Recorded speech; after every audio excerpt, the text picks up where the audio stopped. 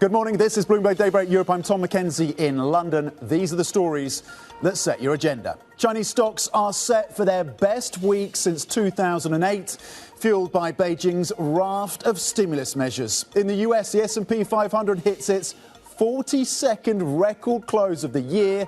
The Fed's preferred inflation gauge comes out later today. The latest Bloomberg poll shows Kamala Harris holding a razor-thin lead over Donald Trump in the swing states and eroding the former president's advantage on economic issues. Plus, showdown between Commerzbank and UniCredit, the German lender promising higher profits as its new CEO meets her Italian rival to fend off a takeover bid.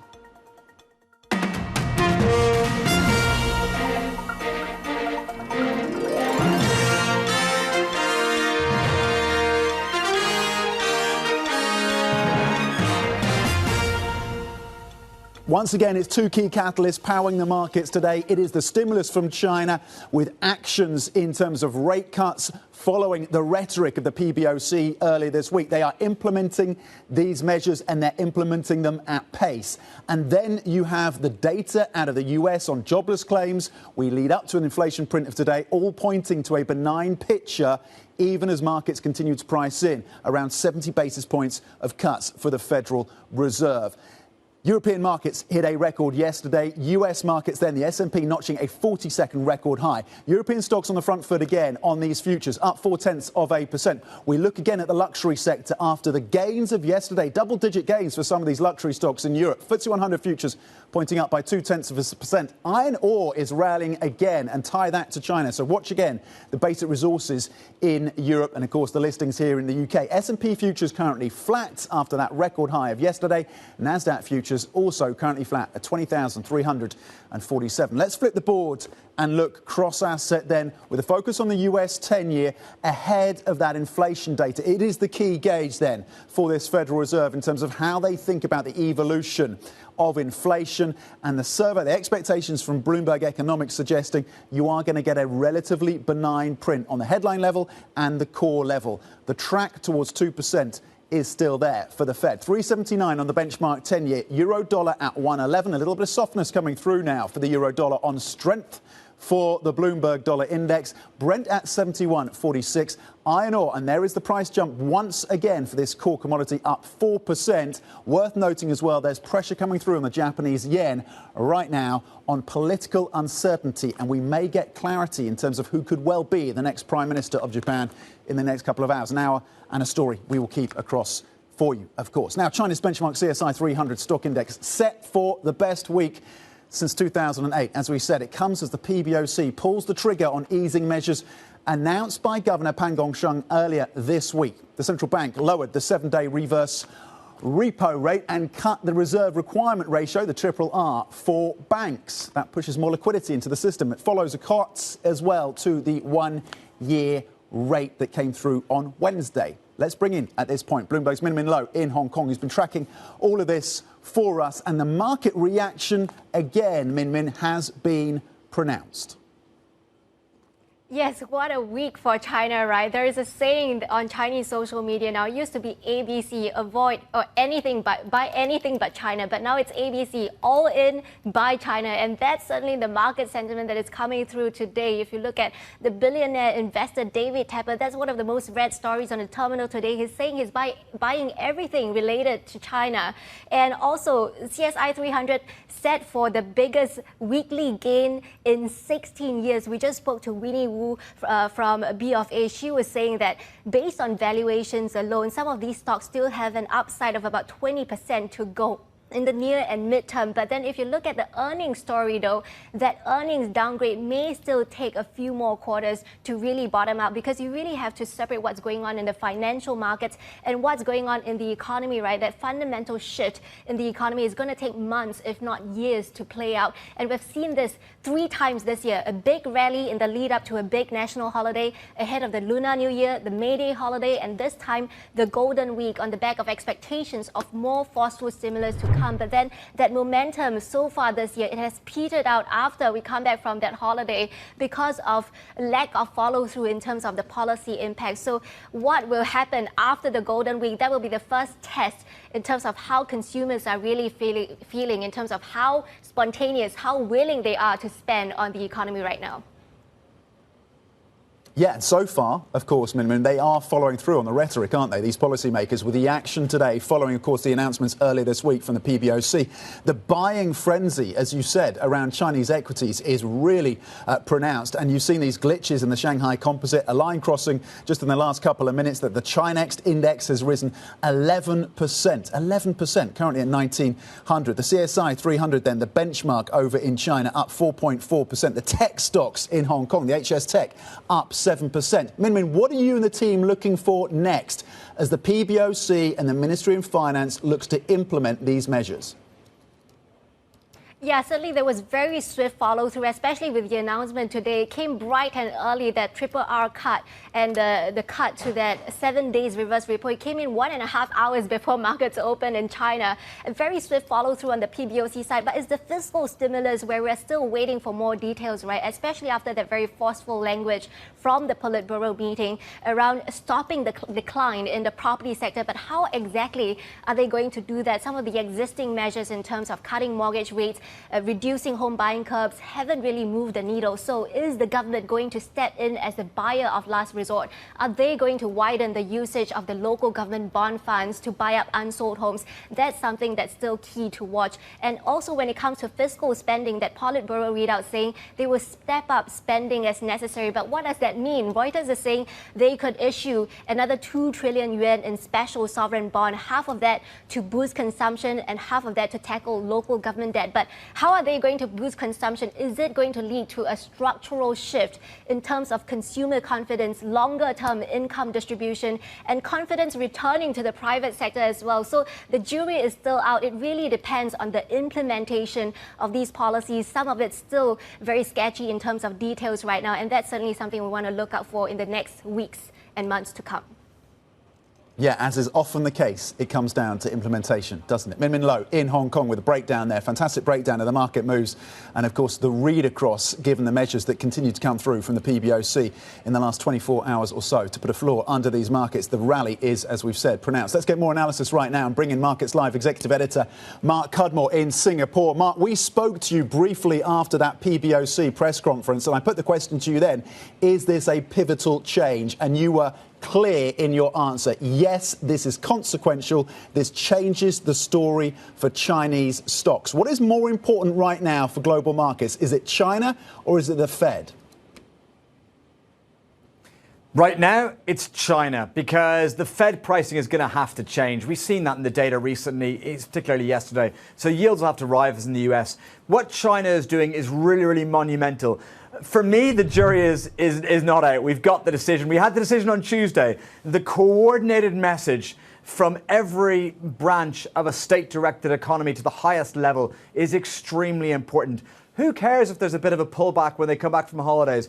They are going to win. They have said they'll win, and they must win, and they're going to win. The stock market has bottomed out. It is under-owned around the world, and generally, many of these stocks are still cheap. I should warn that not all Chinese indexes at a benchmark level are cheap, but many sectors are still cheap. Hong Kong stocks are still cheap. MSCI China is still quite cheap. So many of these things are still cheap, and the world will continue to chase this trade because the marker that China has put down. So yes, absolutely, it was a pivotal moment this week, and I'm not too worried about the short-term follow-through. We kind of joke about this a bit before, Tom, but it's a bull market in China now, and therefore don't get lost in the short-term moves. A short-term move at the moment today, looking at the screens, can be 4%. Who cares if they drop 4% on the first day back after the holiday? They'll be a lot higher over the coming months.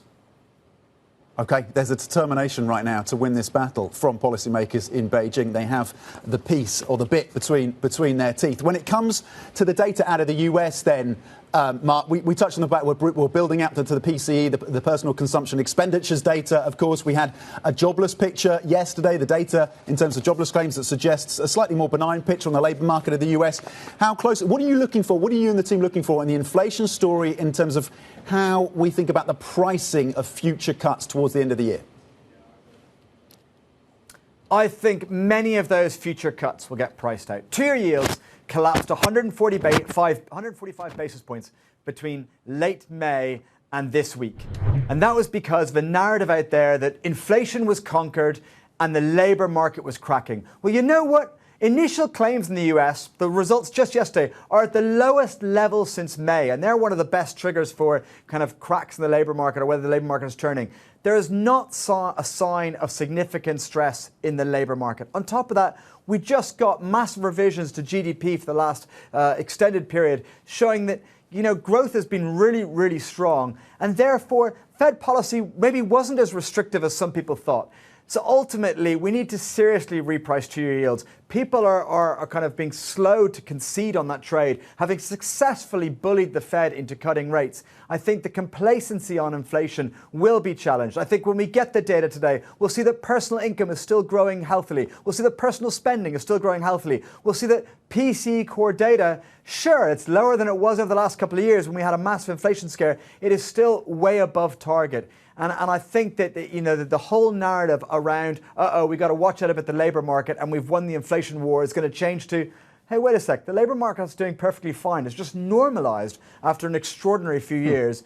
And maybe we shouldn't be so complacent on inflation if we're going to be providing more easing into an economy that is growing absolutely fine. OK. Markets Live Executive Editor Mark Cudmore with a fantastic context there on the bull markets in Chinese stocks and potential inflation complacency stateside. Let's bring you a breaking headline right now. And this is around the leadership race for the LDP, of course, the dominant political party in Japan. We know the current Prime Minister will be stepping down from his leadership role. You have now the line crossing that someone who's an advocate, in fact, for Bank of Japan easing, so monetary policy easing, Takaichi, will be facing his opponent, Ishiba, in the runoff when it comes to the LDP in Japan. The Japanese yen weakening further at 145, down 0.8% versus the US dollar. Again, this is leading up to the exit, of course, of Prime Minister Fumio Kishida and the race within the governing party, the LDP, for the leadership of that party. It's gone to a runoff, and we expect details as to who wins that runoff in the next hour or so. We'll bring that for you. The Japanese yen under pressure, down 0.8%. Now to the US election, where the latest Bloomberg News and Morning Consult's poll suggests Democratic nominee Kamala Harris is widening her gap over Donald Trump in 7 key swing states. Bloomberg's Bill Ferries has been tracking the numbers for us. Bill, talk us through what we've been seeing from this poll, what it tells us about the fortunes of these two candidates in these crucial swing states.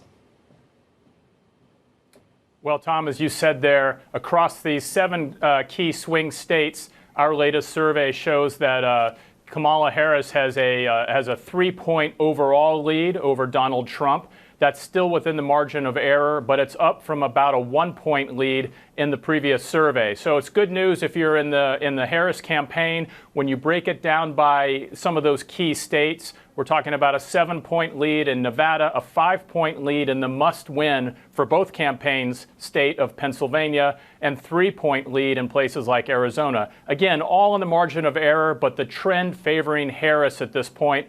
We're 39 days out from the election. A lot can very much still happen, but Harris seems to be continuing to build a little bit of momentum since she entered the race there in late July.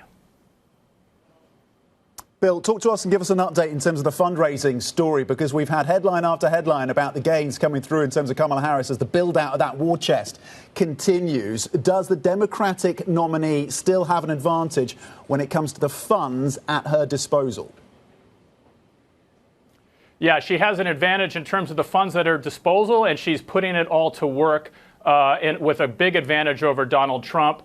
In August alone, Kamala Harris's campaign spending $5 million more per day than Donald Trump. It was about $7.5 million a day for Harris and about $2.5 million a day for Donald Trump. So a big gap. Harris's campaign saying they plan to bump that up another 21% in September. So she's getting the money, but she's continuing to build her war chest, and she's going to be deploying it faster. Donald Trump's $2.5 million a day was actually more than he was taking in at that point. So they will be looking for ways to ramp up their fundraising.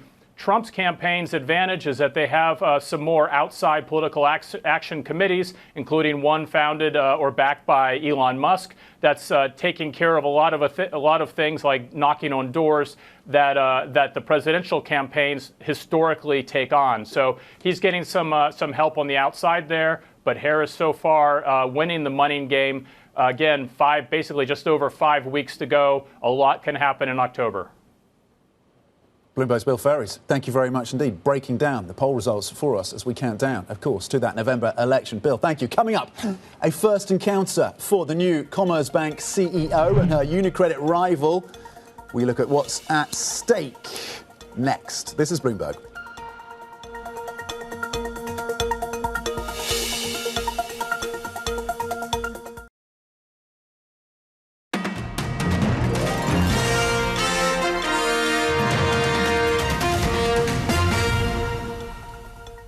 Welcome back. Happy Friday. Welcome back to Bloomberg Daybreak Europe. Now, Commerzbank's management is set to meet with UniCredit today. It's the first encounter since the Italian bank started building a major stake in the German lender earlier this month. Let's get more then from Bloomberg's Oliver Crook in Berlin, who's been following this all at a granular level for us. Ollie, a roller coaster week then. You've been charting it all for us with that expertise, with that insight. Where do things stand right now as we lead up to this, well, could be quite a colourful meeting? Yeah, certainly, Tom. I mean, it's definitely a momentous meeting, really capping off what has been a spectacular week for European banking, really one of the big stories in European potential M&A going forward. So let's just bring everybody back up to speed to where we are at the end of this week. So Orlopp went out yesterday and made her case basically to investors and shareholders, saying basically what we're planning to do, as a contrast to Andre Orchel, is we're going to increase profitability. We're going to boost the investor payout to 90% of profits. We're going to, and the board yesterday also, after meeting with management, unanimously backed this proposal as a sort of standalone entity. Could that change? The answer is, of course, maybe. So where do things stand here? Now, Commerzbank and UniCredit have their first meeting today. We do not know if Orchel and Orlopp will be there. This may be just an early touch point. This could be the first of many meetings going forward, Tom. The Italian officials, we've heard more from them over the last couple of days. And yesterday, the industry minister, for example, saying that he is in favor of this deal. And Europe, frankly, needs cross-border banking. We've heard that from a number of different people. Of course, Germany still opposes this deal and holds 12% of it. And that is the setup going into this meeting, Tom. I should also say, as a little sort of anecdotal awkwardness here, outside of the Brandenburg Gate, there are two flags flying right now. It is the German flag and the Italian flag, because the Italian president is here on a state visit with Olaf Scholz. You have to imagine this might come up. Ollie, what are the odds of a deal, do you think, at this stage then?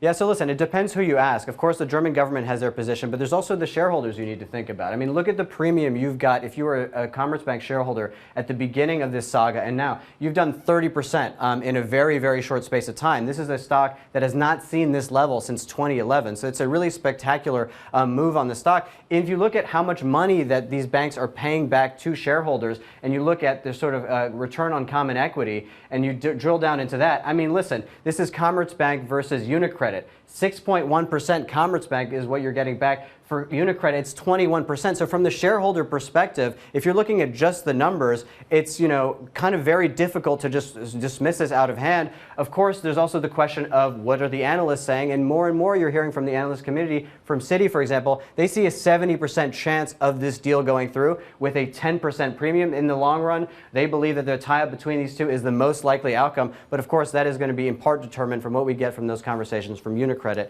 and Commerzbank today. Yeah, which of course you'll be across for us as well. A 70% chance of the deal happening, according to Citi. Pretty interesting. Oliver Crook on the ground for us, charting the fortunes of Commerzbank and UniCredit. Ollie, thank you. A redhead crossing the terminal right now. The yen plummeting around 1% versus the US dollar. This is on news that Japan could be heading towards its first female prime minister. And more importantly for the markets, arguably, is her views on the BOJ needing to continue that easy policy. We're talking about Sanae Takaichi, who, again, if elected, would become Japan's first female prime minister.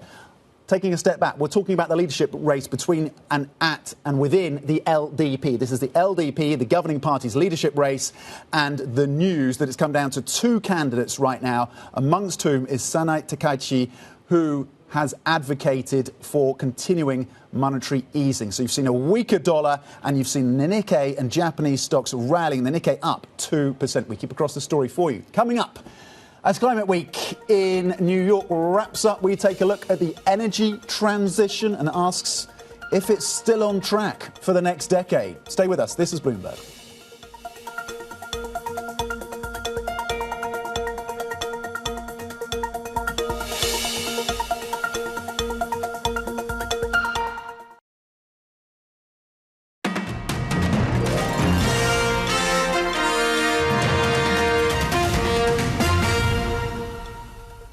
Welcome back. This week, New York has been playing host to what could be the biggest climate gathering of the year so far, as world leaders, industry figures and investors discuss what is next for the energy transition. We get the details, the analysis right now on how this next decade could play out with Rodrigo Quintero, who is an associate in Bloomberg NEF's brilliant energy economics team. So, Rodrigo, thanks for joining us on the set this morning to walk through where we stand. We have a global target of net zero emissions by 2050. But before we get there, emissions have to peak. What is the best estimate right now of when those emissions peak? Hello, Tom. Good morning. Thanks for having me. Nice that you mentioned the Climate Week because we're following very closely. Now, on to your question. CO2 emissions dipped during the pandemic, and we've seen them increase in the last few years. In our scenarios, we see that the turning point is currently right now. And in fact, when we look at other major institutions that model how the energy transition kind of unfolds, like the IEA, we see that they see that the emissions growth is slowing down and that the peak could happen this decade. And the main responsible for them are solar and wind, because they already represent a cheaper alternative to fossil fuels in the power sector. Also, increasing EV sales are expected to make a noticeable dent this decade. OK, so it could happen this decade, and renewable is playing a big role there, and there's the cost efficiency that has finally come through for solar and wind. Across the globe, who are the laggards and who are the leaders in the moves towards net zero and emissions peaking? So the US and Europe are already reducing their emissions compared to the levels seen in the early 2000s. And this is a successful story represented by energy efficiency gains, large deployment of renewables, and stable demand. But then on the other side of the world, China's economic boom during the last 2 decades have been the driver of emissions growth, and with other increases coming from developing economies like India, for example. But in the specific case of China, we think that in the short term, they're going to follow the path of developed economies. Mm-hmm. So emissions peak immediately and continue to decrease through 2050. And this is because the country already has a strong track record for deploying clean technologies that are able to substitute coal plants, bending that curve sooner than previously thought. So while China drove the emissions to the peak, it is essential to bringing them down. OK, once again, the focus on China and its ability to shift from coal, as you've said, to renewable energies, with all the capacity that it has in that space. With the analysis in terms of how things stand on the moves towards net zero, Rodrigo Quintero, associate in Bloomberg NEF's energy economics team, thank you. If you'd like to hear more, by the way, from BNEF's analysts, download the Switched On podcast. You can get that on Apple, Spotify, or, of course, wherever you get your podcasts. Coming up, the Gulf Coalition is calling on Israel and Hezbollah to de-escalate. Up next, a senior UAE presidential advisor tells us why the push for a ceasefire is so critical. Stay with us. This is Bloomberg.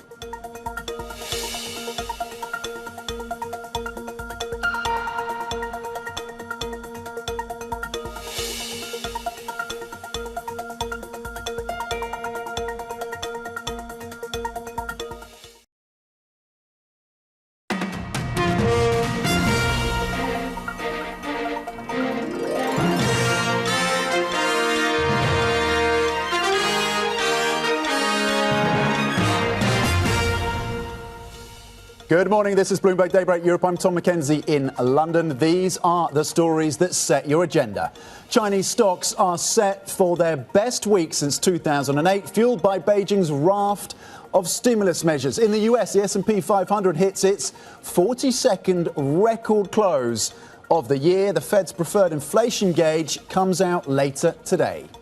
The latest Bloomberg poll shows Kamala Harris holding a razor-thin lead over Donald Trump in the swing states and eroding the former president's advantage on economic issues.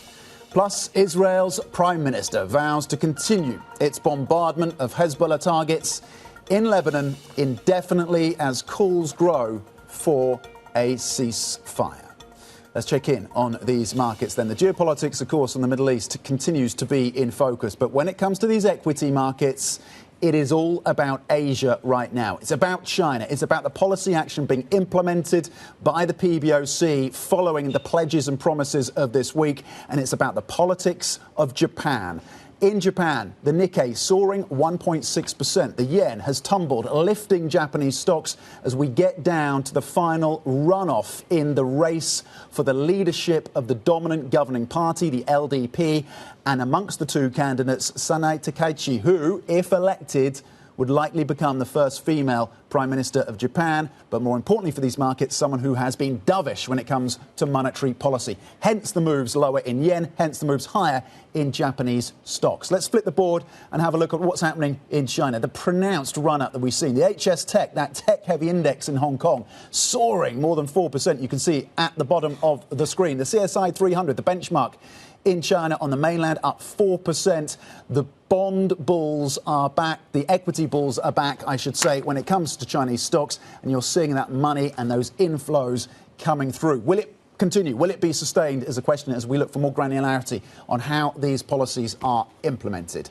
Let's check in on the futures then after a 40-second record gain for US stocks and another record for European stocks yesterday. European stocks set for further gains, looking up by 0.2%. The FTSE 100 looking to add 9 points. S&P futures currently flat. NASDAQ futures holding at 20,316, just down 0.1%. Let's switch focus right now because Israel's Prime Minister has vowed his military will continue its indefinite bombardment of Hezbollah targets in Lebanon.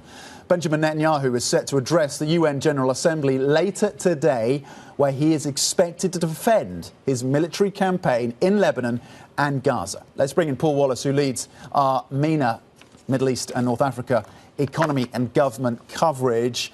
Paul, where do we stand on the push for a diplomatic solution to the crisis and the conflict in Lebanon? Hi, Tom. Those efforts are going on full throttle from the likes of the US, from France, from Saudi Arabia, the Qataris, the British, and many others. Obviously, they are desperate to avoid full-on conflict between Hezbollah and Israel sending ground troops into southern Lebanon. To be honest, in the last 24 hours, there's not been much in the way of optimism. When France and the US announced this proposal for a 3-week ceasefire, the initial signals from Israeli officials were that they were happy these talks were going ahead, and then they would get involved and see what would happen. But within a short period, Israeli officials, particularly on the far right in the country, started coming out saying there's no way the country could afford to give Hezbollah a 3-week truce that would only allow it to regroup. And they were saying they wanted this military campaign, this aerial campaign in Lebanon to continue. They believe that it is very much degrading Hezbollah's military capabilities. And to be fair to them, the signals are that they're right, that Hezbollah really has been hit hard in a military sense in the last week. So the US and others, they're still pushing for a de-escalation intentions. Prime Minister Benjamin Netanyahu is speaking at the UN today, so we may get a bit more information or a bit of a better sense of what he's thinking today. But for now, Hezbollah's attacks on Israel and Israel's on Hezbollah continue, and we don't seem to be, a ceasefire doesn't seem imminent. Well, Paul, on that visit then, and on that expected speech by Netanyahu to the United Nations in New York, what are we expecting to hear from the Prime Minister, whose support, even amongst his allies, has started to fray? How much pressure is Netanyahu under externally and domestically? he's under a lot of pressure, both internally and externally, but in some ways for opposite reasons. Externally, he's definitely under pressure to ease tensions, well, to ease the bombardment of Lebanon. Internally, as I've been saying, there is actually quite a lot of pressure for him to continue and to come as close as possible to sort of destroying Hezbollah as a military force. I think today we're going to see another fiery speech from him, maybe quite similar to the one he made in Washington in July when he addressed the US Congress. In that one, Iran came up a lot, and he said that Iran was essentially an evil force that was trying to surround Israel with proxies to destroy it. And he said that Israel was fighting not just its own war, but a war on behalf of the democratic free world. That's how he's presenting it. So I think there'll be more of that, and he will certainly defend Israel's stance against Hezbollah and say that the country had no choice because Hezbollah was not backing down on its aerial strikes on Israel. Okay, Paul Wallace, thank you very much indeed with the latest out of that region as we look ahead to that speech by the Israeli Prime Minister in New York to the United Nations. Continuing on the geopolitical theme right now, US Vice President Kamala Harris has hit back at former President Donald Trump after he said he would force Ukraine to negotiate with Vladimir Putin if he returns to the White House. There are some in my country who would instead force Ukraine to give up large parts of its sovereign territory, who would demand that Ukraine accept neutrality and would require Ukraine to forego security relationships with other nations. And let us be clear, they are not proposals for peace. Instead, they are proposals for surrender.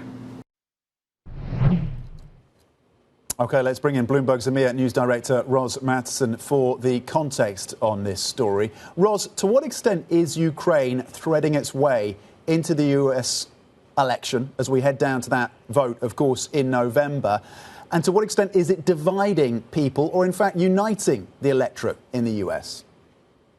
Well, certainly it is a bit of a foreign policy topic into the US election. You can see from the comments there from Kamala Harris about that. I mean, people want to understand, for example, what Kamala Harris's policy would be when it comes to Ukraine. Is it the same as Joe Biden? Is it different? Equally, Donald Trump, you know, he's promised to end the wars both in Ukraine and the Middle East immediately if he were to win the election in November. And certainly he's no fan of continued military and financial aid for Ukraine. So there are those questions, you know, coming into the US election, which really could have significant impact for Ukraine if the war with Russia is still going next year, and all signs are that it will. For voters, you know, how much does this matter? Certainly there's a conversation around Ukraine, there's a conversation around the war in Gaza, because there are strong voting bases in the US from the Jewish community and from the Arab community. In the end, though, voters tend to vote, you know, on the economy, on domestic issues like jobs, the economy, on healthcare and so on. So while it might play into some small pockets of voters in the US, it's unlikely to be the key issue in the election campaign. And Ros, we talked yesterday about how the Zelensky visit to the US and the way that's been carried out has irked some within the Republican ranks, but also, of course, Donald Trump himself, who came out with that verbal critique of Zelensky. He said he wasn't going to meet him. Now he says he is going to meet him. What's led to that shift? Well, it's interesting to see the change of heart there from Donald Trump, now saying, you know, that he will meet Zelensky today. They were very annoyed about Zelensky's visit to Pennsylvania, which is a swing state, to an ammunition factory there, where he was posing with Democrats for pictures. And they said that was Zelensky inserting himself into the campaign. Of course, Zelensky says any of that was inadvertent. But that's, you know, comes against the backdrop of a very long-running antagonistic relationship between Zelensky and Donald Trump. They go way back, and none of their history is particularly good.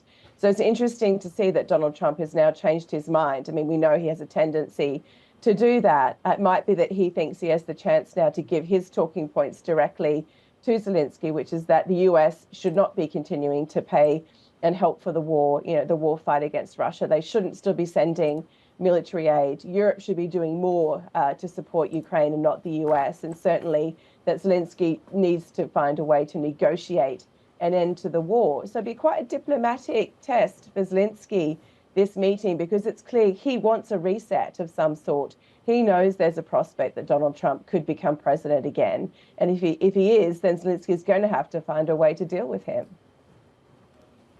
Ros Matheson, Bloomberg's EMEA news director, on how Ukraine is weaving its way, certainly, into part of the politics of the US in the run-up to that election. Thank you very much indeed. Now to some other stories making news this Friday. The top federal prosecutor in Manhattan says New York City Mayor Eric Adams engaged in years of corruption.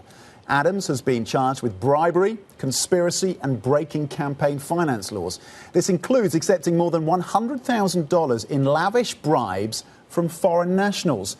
Adams, who is seeking re-election, says he will continue to serve as mayor and will fight against the charges, which he denies. From here, my attorneys will take care of the case so I can take care of the city. My day-to-day will not change. I will continue to do the job for 8.3 million New Yorkers that I was elected to do.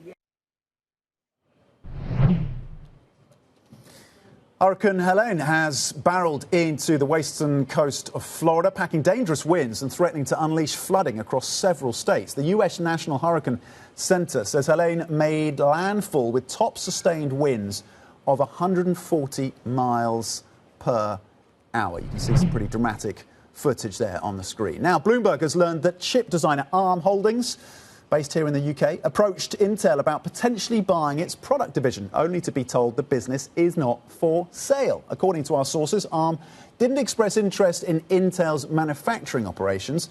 Once the world's largest chip maker, Intel has become the target of takeover speculation since a rapid deterioration of its business this year. To France now, where the new foreign minister says his country supports an EU plan to impose tariffs on electric vehicles produced in China. Jean-Noël Barrot spoke with Bloomberg's Anne-Marie Hodin at the UN in New York. The intention of the EU by raising those tariffs is not to engage in some form of general protectionist policy with respect to China. It is basically to create a level playing field against those industries in China and industries here or back in the EU. And so France supports the implementation of this new tool that is basically a response to excessive subsidy regimes that China has used in order to establish dominance in the field of electric vehicles that might threaten our own EV industries. Is there a concern that there'll be a tit for tat from the Chinese? Well, I think it's also in the interest of the Chinese to understand that if the EU, if Europe, is going to remain a continent that is open, that looks favorably to international trade, that the playing field needs to be leveled, and that when it's not, the EU uses their instruments. China should understand that it is that this approach that EU has adopted in recent years is in its own interest. When you think of the changing landscape in the United States and also what's going on with China, do you see Europe going about their concerns with China just Europeans vis-a-vis Beijing, or a multilateral approach alongside Washington, D.C.? So, as far as international trade is concerned, again, this idea to impose reciprocity, to make sure that we have a level playing field for our industries was a French idea that is now on top of the agenda of the European Commission. This is part of a broader agenda to make Europe, the European Union and Europe more generally, more independent, stronger economically, and strategically more autonomous. France's new foreign minister speaking to Bloomberg. Coming up, we're going to be joined by the founder and CEO of climate project financing platform Opna. That is next. Stay with us. This is Bloomberg.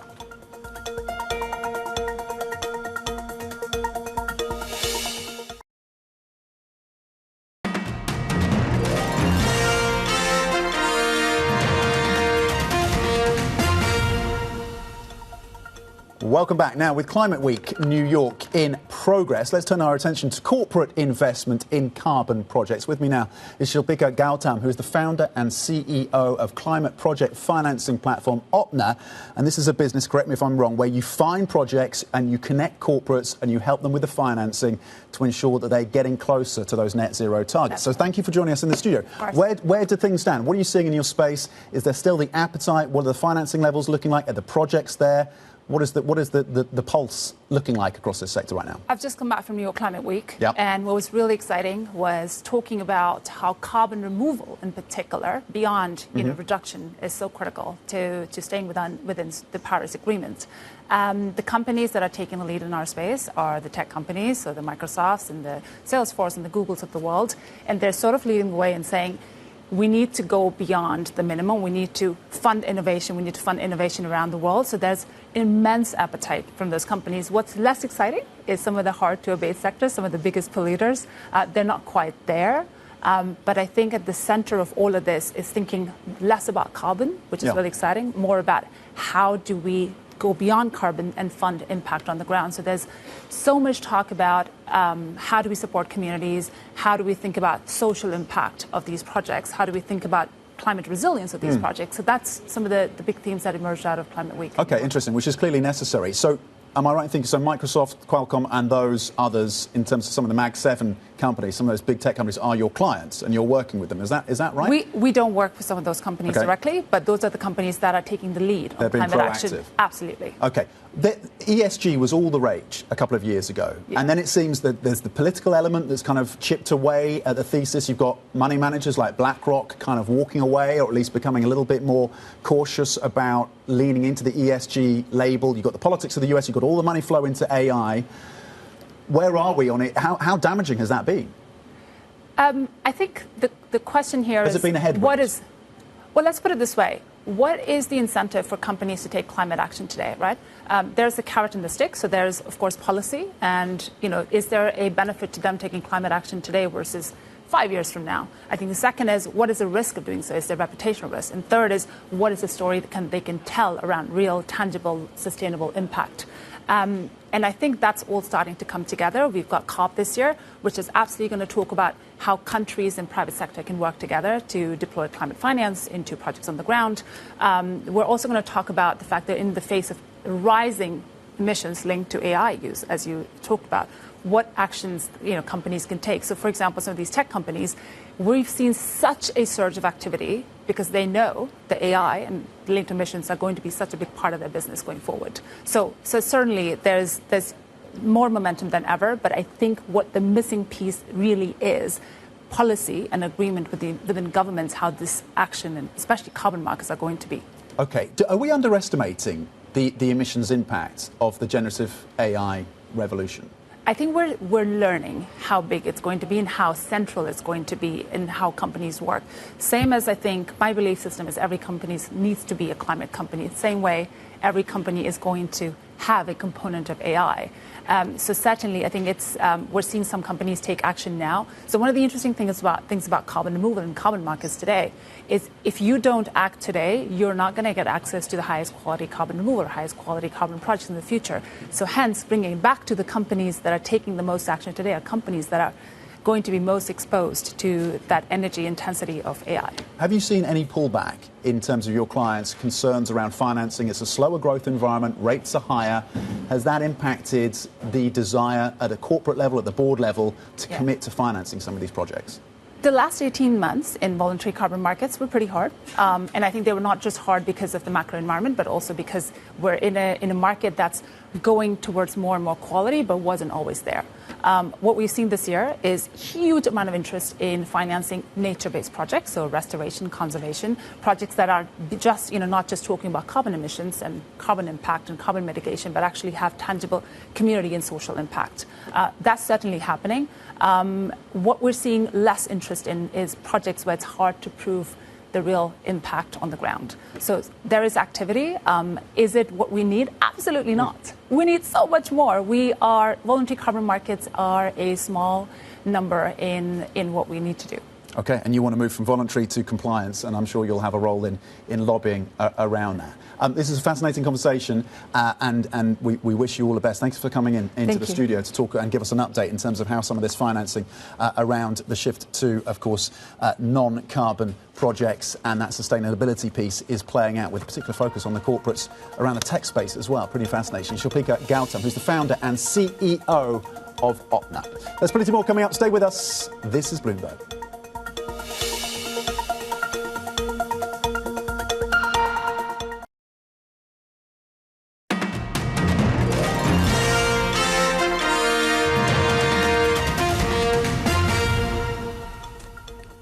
Welcome back to Bloomberg Daybreak Europe. Let's quickly recap what's happening in terms of the pricing around the yen. You do have a softer Japanese currency, and Japanese stocks are rallying on the news that you have a contender, one of the two now, that's been narrowed down to in the race for the leadership of the governing LDP party, who is a dove when it comes to monetary policy. Wait, of course, for the results of that run-up election. But you've seen the Japanese yen moving on the back of that. Dollar up, yen down, and the Nikkei is soaring. Let's flip the board and have a look as we count down to the inflation prints out of the US, to which the Fed pays most attention. It is that core PCE number, of course. And interestingly, on an annualized rate over 3 months, on an annualized rate, you are under that 2% level. Bloomberg Economics, by the way, sees the PCE inflation number coming in year on year for the month of August at 2.3%. But you've seen the move lower. You've seen that work's been done by the Fed. And if you continue on this trajectory, it does keep the door open, of course, for those additional cuts being priced in by the markets. Let's flip the board and talk about another aspect of inflation. This one important for your Friday breakfast, because coffee and orange juice prices are soaring. They're near decade highs. Part of this is down to a very severe drought in Brazil. And the price of Arabica coffee is up about 40% over the year. Orange juice futures have shot up as well. So a pricier breakfast for you this Friday. Here's the good news, though. The rains are now coming to Brazil. So maybe this price inflation around your brekkie might start to ease off. Bloomberg terminal users can access these charts, by the way, on the terminal. Stay with us. The opening trade is next. This is Bloomberg.